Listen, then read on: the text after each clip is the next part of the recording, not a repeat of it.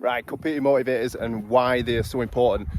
They're especially important if you're walking other people's dogs, like myself, like as a professional dog walker, and you're walking other people's dogs. It's important that you understand at least the basics and the principles behind competing motivators. And obviously it's still super important if you're walking your own dogs and you're out in the malls or anything of that nature, really. But it's something that you should really understand, especially, like I say, especially if you're taking other people's dogs out. And all a competing motivator is the dog's motivation to do what you've asked it to do, basically, or its motivation to do something else. Basically, you're competing for your dog's attention. And basically, the more focused your dog is on something else and the more interested it is, the harder it is, obviously, for us to have their attention and get them to do what we need them to do. So it's important to understand the levels and the different kind of dogs. Obviously, it's not going to be the same for every single dog. Some dogs are far more driven to do something else. Some dogs just choose not to listen. And, you know, some dogs are just super biddable, and anything you ask them to do, they'll be there to do it. And then obviously there's going to be some dogs that are just super food motivated. You offer them a piece of food and they'll basically do for anything that you want. And then there's some dogs that just aren't food interested at all. These guys could be more toy motivated. But it's important to understand the different levels of motivation in dogs. So while we're up here and there's nothing happening, no one around us, and there's these guys here, a pocket full of sausage will be enough to keep them occupied. You know, if I see somebody in the distance out there and spotted, or if I just see something I want to get them back, a quick recall and obviously paying them for doing that is going to be enough, because I have the higher motivation. These guys want what I've got. They're not really doing anything else, so the motivation for them to go and do something else is very low, whereas what I'm offering is a little bit higher. So I have the upper hand. Now let's just say that I just had some like generic dog biscuits or a piece of kibble in my pouch, and then these guys were sniffing something and I called them away from what they were sniffing.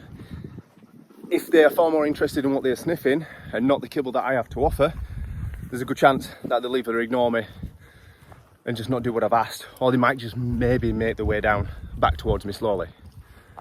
But let's say we have the same scenario. These guys are out there sniffing something, but instead of kibble I have some freshly cooked chicken, or you know, some steak, something like real high value, and I call them. They might just go, I'm going to stop what I'm sniffing, this dude's got steak, I'm off. So again, I have the higher motivation and what the dog values the most. Now unfortunately, dogs are very motivated by what will serve them best at that moment in time. Do you know what I mean? They're very momentary dogs. Like whatever they're doing, they will most likely do whatever they want to do, what is best suited to them, what they want to do most, which is why we've got to compete for their attention and motivation. And that's basically competing motivators in a nutshell. Do you know what I mean? You're basically competing for the dog's motivation to do what you've asked them to do. So if I'm here, my dogs are out there doing that, and they spot a rabbit or they spot a deer, and they're in between us, and I pick my whistle for a recall,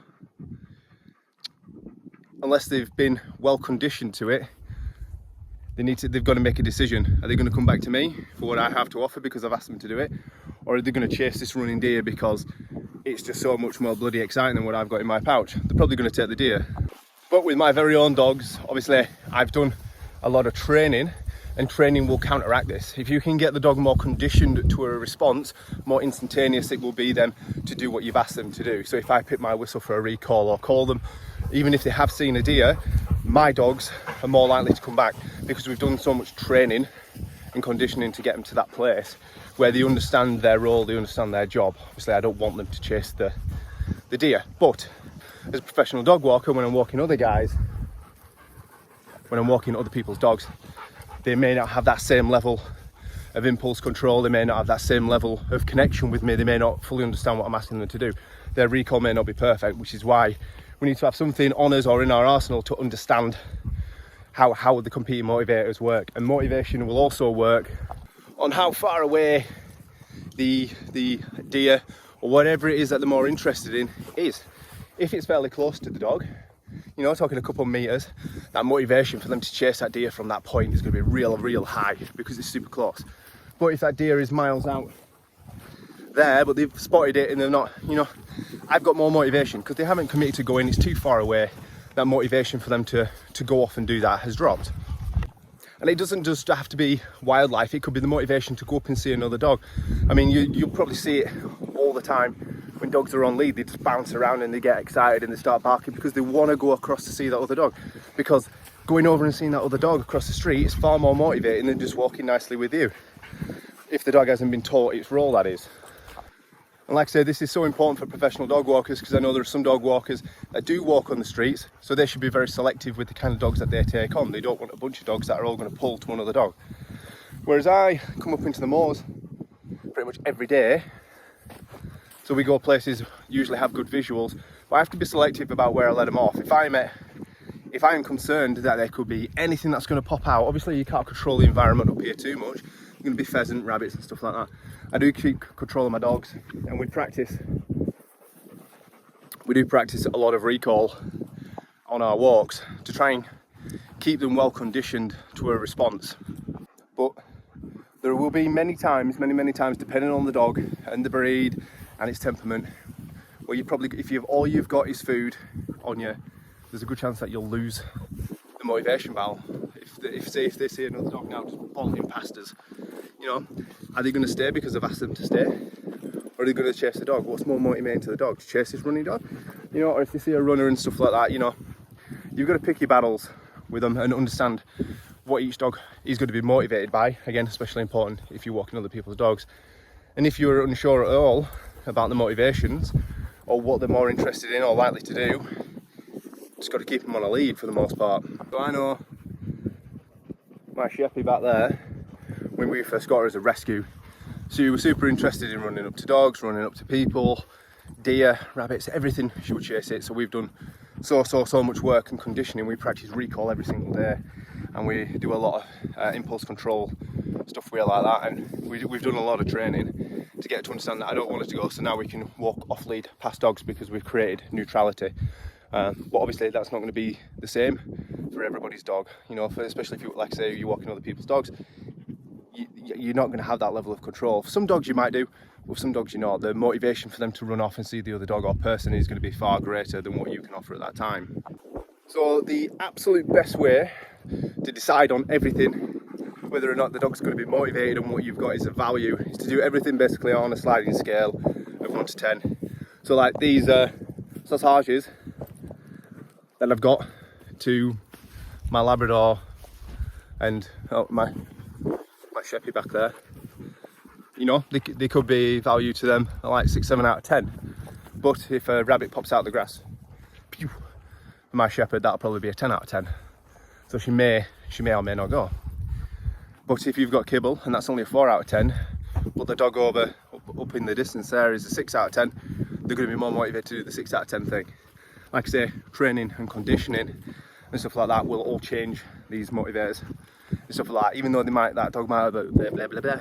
Even though the dog up there might be a 6 out of 10, you know, for them to go over and see it, but you've done conditioning, you've done training, you know, getting them to wait and listen to you, it may reduce that 6 out of 10 just down to a 3 out of 10. And then the sausages I've got are still a 6. Do you know what I mean? So basically competing motivators are fairly important to understand on what's going to drive each dog, which is why you should really test them before you let them off lead. Try and figure out what works and get as much information as you can on other people's dogs when you take them out. All these things are super important because, like I say, you don't train these dogs. Some people may or may not train them, and I've had some dogs in the past that honestly just did not listen, acted like I weren't there. There was no connection whatsoever, and like just sniffing any blade of grass were more important than what I was offering. They just learned to ignore the name. There was no motivation there, no enthusiasm. So I was reluctant to let these guys off in places where I couldn't absolutely see them, and it was safe to do so. So, because like the motivation that I was offering was just far too little. I had nothing of value, not even food. They were just wanting to do what they were doing, which is the issues that you're going to run into. So you need to understand, like I say, competing motivators, why it's important, and understand the levels of different dogs. Like some dogs like a toy, like they could be absolutely obsessed with a ball, or like a retrieving stick and stuff like that, or a dummy. You know, that could be a 10 out of 10, and that could just be absolutely anything. If you have that like stuff in your pocket, whatever, and they see another dog, and you like whistle and you have your thing under your arm and they know that the whistle means they're getting this toy, boom, turn around straight away to you. It's basically how you teach the majority of behaviours in dogs. But yeah, something to understand and try and get to grips with, but it's definitely super important if you're taking other people's dogs out.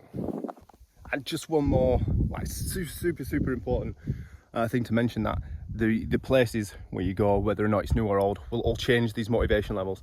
Like if I'm up here and my dogs have been coming up here every day for the past year, and they see something or smell something, it's always going to be fairly new, it's going to be fairly similar to them, and they're going to have done it before. So when I'm asking them to do something, I'm going to have high motivation because they've done all of this before. But if we go somewhere absolutely brand new, smells, dogs, scents, scenes, everything like that, then that's going to absolutely change it. If my sausages are at a 6 out of 10, and that's what they usually get, and then I take them somewhere new, that new place is going to bump whatever motivators they up to like 8, 9 out of 10. So you've got to be on your game and let them get it out of the system. But yeah, it's just to be aware of that if you go anywhere new with any of your dogs, the motivation levels are going to change. What you generally have is going to be far lower than what they're going to want to do, because it's, like I said, training will offset this, but for the most part, just going somewhere completely brand new for them, they're just going to be so motivated and interested to go and see what they want to see because it's all brand new to them. So yeah, just super quick note that changing the areas of where you go will also change the motivation levels in quite a few dogs.